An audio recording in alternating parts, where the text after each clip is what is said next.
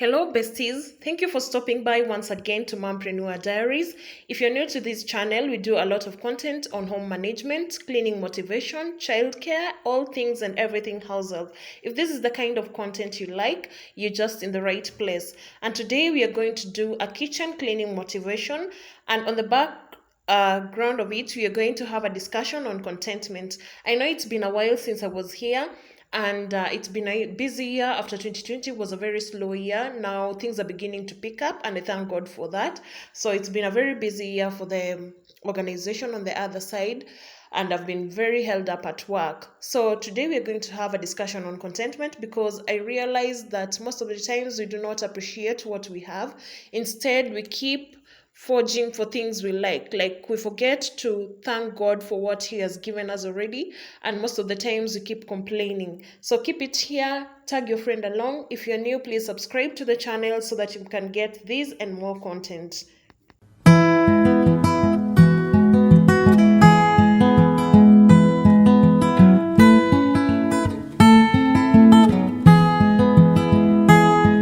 A few weeks ago, I saw people trolling a celebrity down on all social media platforms just because he had asked for help, and then he had been given help, and now he was back again asking for help.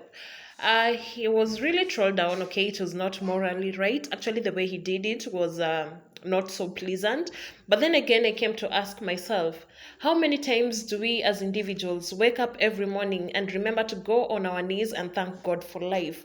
Do you even know that at that very moment when you're awake, somebody else is dying, or somebody else somewhere is fighting for their life? It is like, to most of us, it's like it's a routine. Like, you have to sleep and you have to wake up in the morning. So before we really get to troll people down because of what they do to us, like, you can imagine if you sent your money to that person and then he was back again and he wanted some money. I know, I understand why you reacted the way you did, but you can imagine what you do to God every single morning when you wake up and you do not say thank you for the gift of life. Actually, life is a gift from God. He's the only one who gives life, and he's the only one who takes it away. So every morning when you wake up, the first thing you're supposed to do is just thank God for life. Actually, it's not, we do not deserve to have life. It only takes the hands and the mercies of God for us to have life. So I've realized that it's very important to be contented. Even just the fact that you're alive at that particular moment is enough reason for you to be contented. And I've come to realize that a harvest of peace is produced by the seed of contentment. Unless you have peace in your heart, you'll never be contented with whatever you have.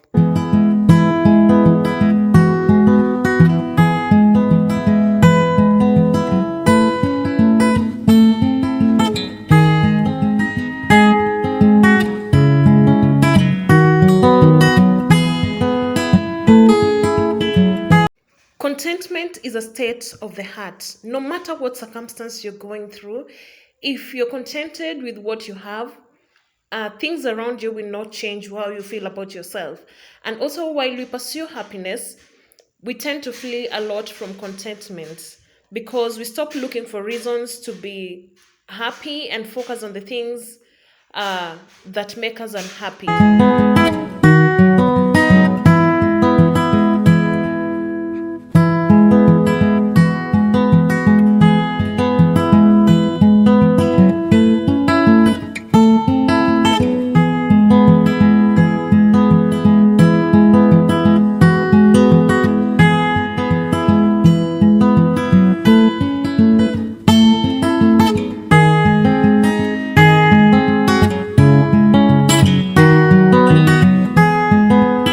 Do not get me wrong, but contentment does not mean that we do not desire anything, but rather it's simply a decision to be happy with what you have.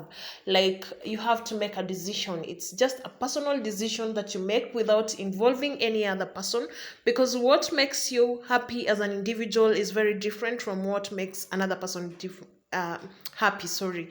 And then it all begins with simplicity. How simple is your life? Are you the one who complicates your life? Like, you look at what other people have around you, or where you imagine you're supposed to be, or where you started, the people you started with are somewhere and you're not yet there, so you feel like a lesser person. and you begin to feel contented with what you have. So it's a decision that you have to make as an individual or as a person, because whatever makes you happy does not make another person happy. I'll give you an example of myself. I have done journalism. I have a degree in journalism and mass communication, but I find a lot of happiness in home management. So I'm very enthusiastic about pursuing home management. It is something I'm even thinking of studying and studying further and just getting to know about it, because deep inside it makes me happy. It is not something that will make a classmate that I had in school happy. In fact, they'll look at me and they'll be like, no, this is not the kind of job you're supposed to do. But because it makes me so happy, it gives me a sense of fulfillment, I do not have an issue with it.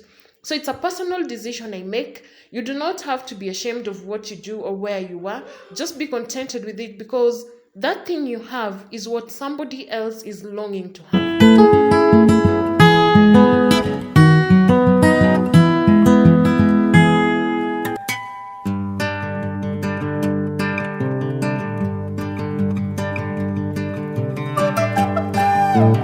You could not have money, but you have peace.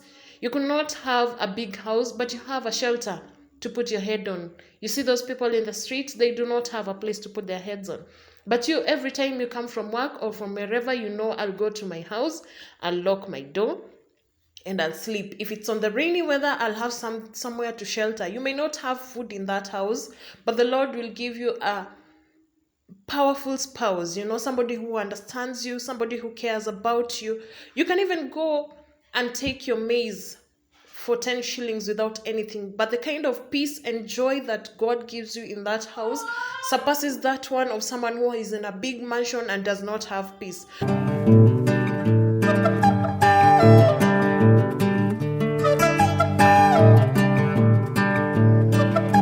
So learn to appreciate the small little things that God has given you for free. It is not that you deserve or you're better or you know how to work on your marriage than anyone else. It just takes the hand of God for you to have that particular thing.